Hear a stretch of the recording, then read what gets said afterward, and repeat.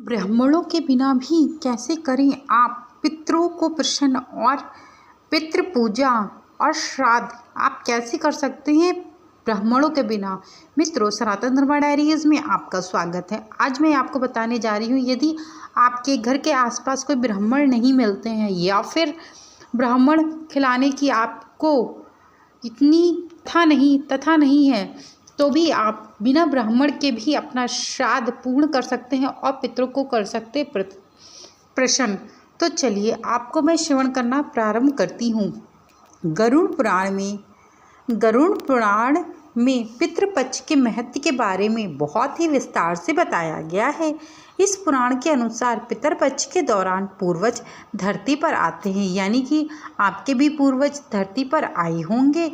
जो भी इस वीडियो को श्रवण कर रहा है और पितरपक्ष में जो भी व्यक्ति अपने पितरों का तर्पण करता है या श्राद्ध करता है और उनको पानी देता है, उस व्यक्ति को उससे सदैव ही पितृ जो होते हैं वह प्रसन्न रहते हैं। इस पुराण के अनुसार, यानी कि गरुड़ पुराण के अनुसार, पितृपक्ष के दौरान पूर्वज धरती पर आते हैं। ऐसे में लोगों को अपने अपने पूर्वज की पूजा अर्चना करनी चाहिए और लोग करते भी हैं। वर्तमान समय में पूर्वजों की कृपा होती है। इसके अलावा पितर पक्ष में पिंडदान और तर्पण भी किया जाता है, यानी कि पितर पक्ष के समय आपके श्राद्ध वगैरह तो होती है, साथ में ही पिंडदान भी किया जाता है। आपको मैं बता दूं कि पितर पक्ष में मांगलिक कार्य नहीं होते हैं। पितर पक्ष के दौरान कोई भी ऐसा मांगलिक कार्य नहीं होता है और ये हर साल पितर पक्ष की शुरुआत अश्विनी माह के कृष्ण पक्ष की प्रतिपद तिथि से होती है, यानी कि प्रत्येक वर्ष जो पितर पक्ष प्रारंभ होते हैं अश्विनी माह में प्रारंभ होते हैं और कृष्ण पक्ष की प्रतिपद तिथि होती है। वहीं इसका समापन अमावस्या पर होता है, यानी कि जिस दिन पितृ जो हैं वह समाप्त होंगे उस दिन आपकी अमावस्या पड़ने वाली है। इस दौरान पितरों की पूजा तर्पण किया जाता है। मान्यता है कि ऐसा करने से पूर्वज को मोक्ष की प्राप्ति होती है और जगत की सुख समृद्धि और वंश में वृद्धि भी होती है। अगर आप भी अपने पितरों को तर्पण करना चाहते हैं और ऐसे में आपके पास यह कार्य करवाने के लिए कोई ब्राह्मण नहीं मिल रहा है, तो परेशान बिल्कुल भी मत हो। आपको मैं सनातन धर्म डायरीज के माध्यम से बताऊंगी कि तर्पण की बेहद सरल विधि, जिसके जरिए आप पितरों का सरलता से तर्पण कर सकते हैं। तो चलिए आपको मैं श्रवण कराना प्रारंभ करती हूँ। वहीं पितृ तर्पण का जो इस वर्ष पितृपक्ष की शुरुआत 17 सितंबर से प्रारंभ हो चुकी है। आपको मैं बता दूं कि वहीं इसका समापन 2 अक्टूबर को होगा, जिस तरह से हमने आपको बताया है। और वहीं प्रतिपद तिथि पर इस मुहूर्त से करे पितृ तर्पण, यानी कि ब्रह्म मुहूर्त सुबह 4:34 से 5:21 तक रहता है।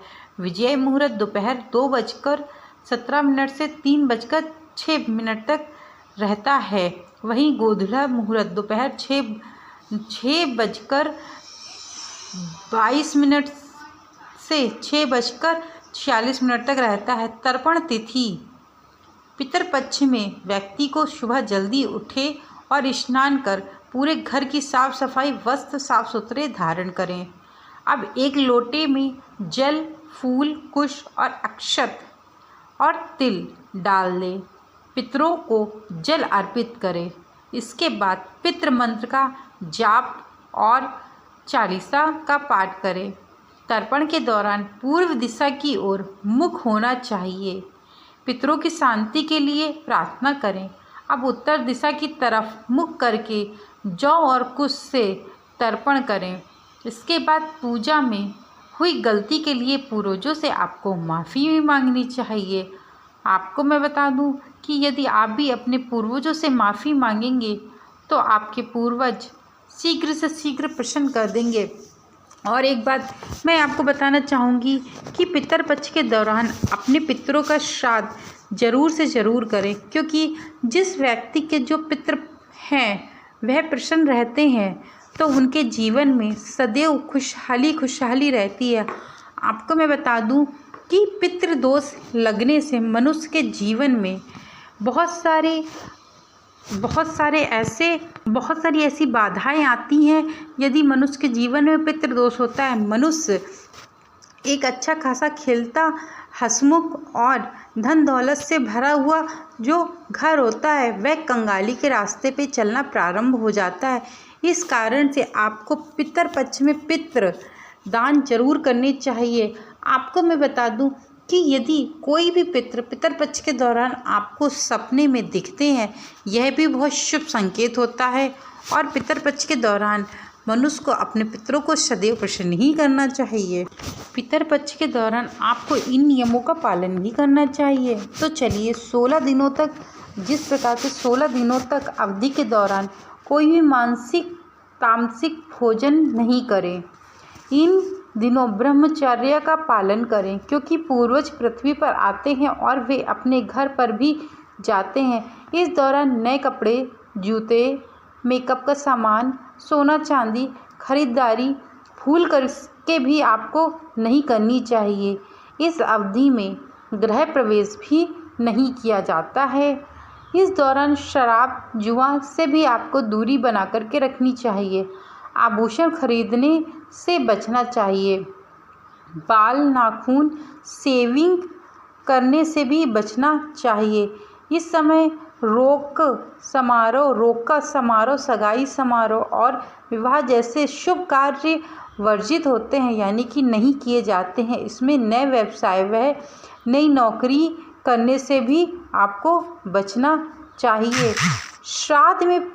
श्राद्ध पक्ष पितर पक्ष से जुड़े अनुष्ठान करने का एक खास समय है जो पूर्ण रूप से पूर्वजों को समर्पित है। ऐसा कहा जाता है कि अनुष्ठान दिव्यांगत लोगों की आत्मा को शांति प्रदान करते हैं और उन्हें सांसारिक मोह माया से मुक्ति दिलाने में मदद करते हैं। परंपरागत रूप से सबसे बड़ा बेटा या परिवार का कोई अन्य पुरुष सदस्य इन अनुष्ठान को पूर्ण करता है, इसीलिए पितरों का आशीर्वाद आपको प्राप्ति होता है। आपको पितरों के जल देते समय, यानी कि जब आप उनको जल दें तो आपको इस मंत्र का जाप भी करना चाहिए। पितृगणाय विदहे जगत धारण्याय धीमहि तन्नो पितरो प्रचोदयात्। फिर से मंत्र एक बार सुन लीजिए। पितृगणाय विदहे जगत धारण्याय धीमहि तन्नो पितरो प्रचोदयात्। इस मंत्र का आपको जब आप पितृ में जल दे रहे हों तो आप लोगों को इस मंत्र का जाप भी करना चाहिए। पितृ अर्पण करते समय, यानी कि जब आप अपने पितरों को जल दे रहे हो तो आपको इस मंत्र का जाप भी करना चाहिए। अब मैं अपनी वीडियो को यहीं विराम करती हूँ। Thank you so much video को वॉच करने के लिए। चैनल को लाइक शेयर सब्सक्राइब करना मत भूलिएगा। Thank you so much.